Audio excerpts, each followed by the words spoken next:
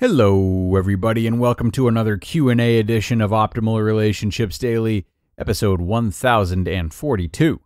I am your host and narrator, Greg Audino, and while I read to you from great books and articles that educate us on relationships every other day of the week, I'm here on Saturdays to take questions from listeners and answer them on the show. And the one I'll be featuring today is of particular importance because it exemplifies how a very conscious act of kindness and giving can go wrong. There's a lot of talk from myself and our contributing authors about the good results of taking action, especially positive action to overcome difficult times. But of course, this can still lead to more difficulty in many cases. So here's a question that came in from someone who is already, rightfully, taking great action to improve upon herself, but has still run into a roadblock. Let's hear what she has to say, try to give her some help, and start optimizing your life. How come nobody goes out of their way to help or support me when I do this for so many others? So again, it's interesting to hear a question coming from someone who is making clear attempts to live in the right way. There's always more to uncover though, so let's see if we can dig deeper and help you out.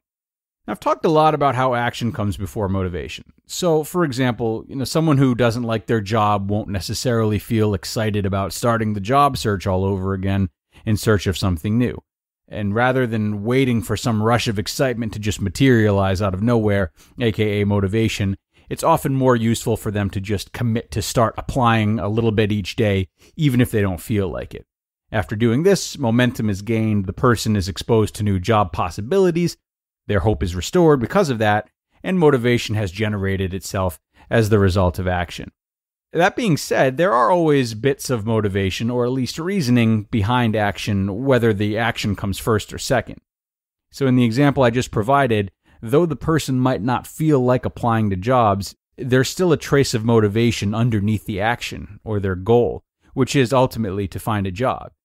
No action is made without the hope of some result on the other side, is what I'm getting at.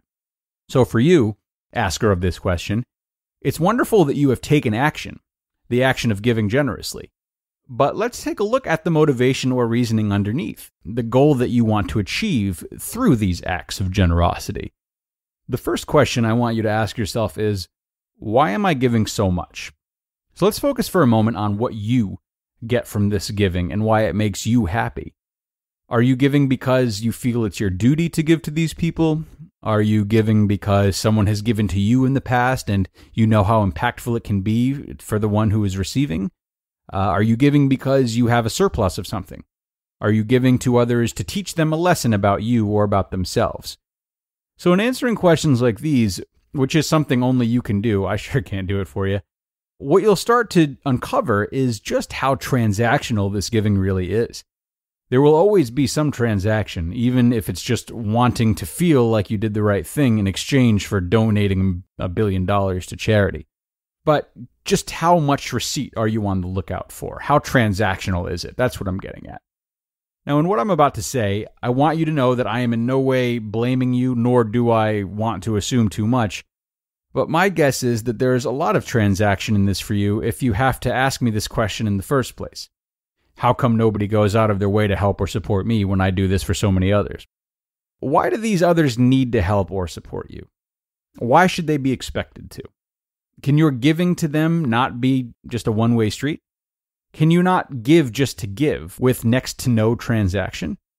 Needing or even wanting others to give back is a form of codependency.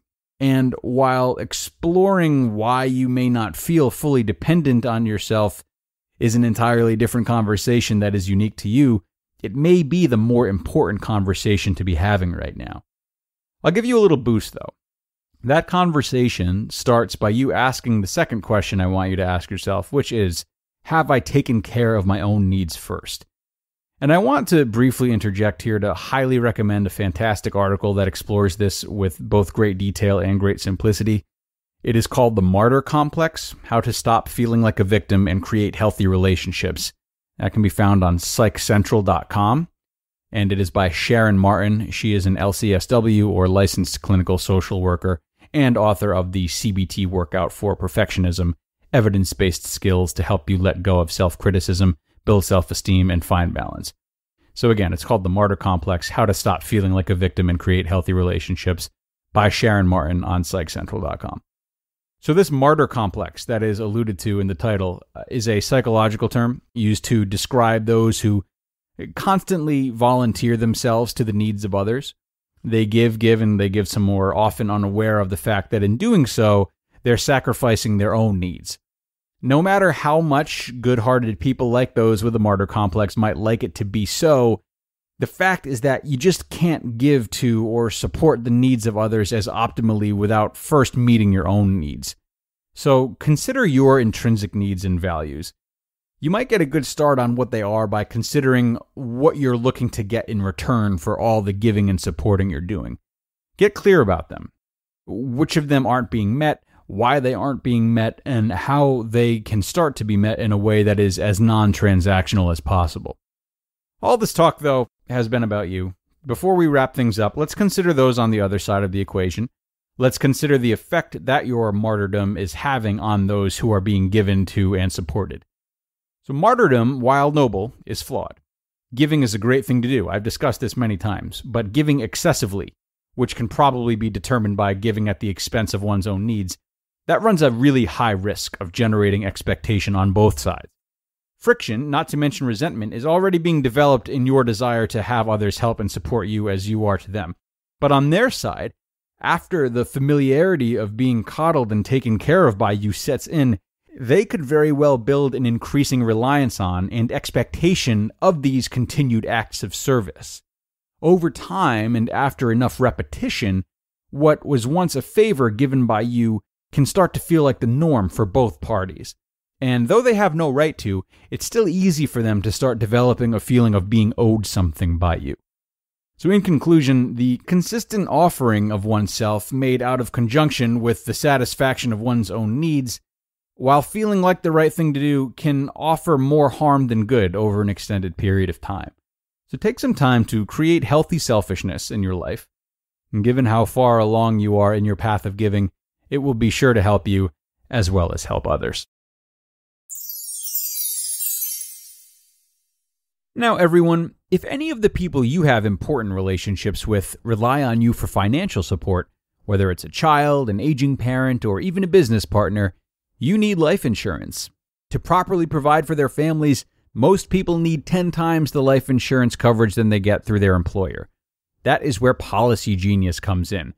They make it easy to compare quotes from over a dozen top insurers all in one place. And why compare? Well, because you can save 50% or more on life insurance by comparing quotes with Policy Genius. That means you could save $1,300 or more per year on life insurance by using Policy Genius to compare policies. Their licensed experts work for you, not the insurance companies, so you can trust them to help you navigate every step of the shopping and buying process. So, just go to policygenius.com, and in minutes you can work out how much life insurance coverage you need and compare personalized quotes to find your best price. Head to policygenius.com to get started right now. Policy Genius. When it comes to insurance, it's nice to get it right. Asker, thank you so much for sending this question in.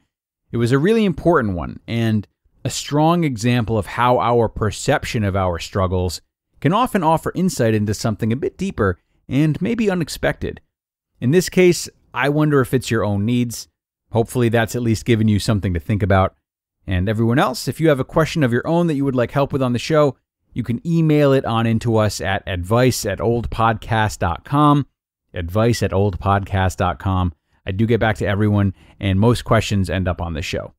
And if they don't, I still offer help and insight through email. So, thanks for tuning in today, folks, and I hope you'll join me for some narration again in tomorrow's episode, where I will have a post from Introvert Dear, and where your optimal life awaits.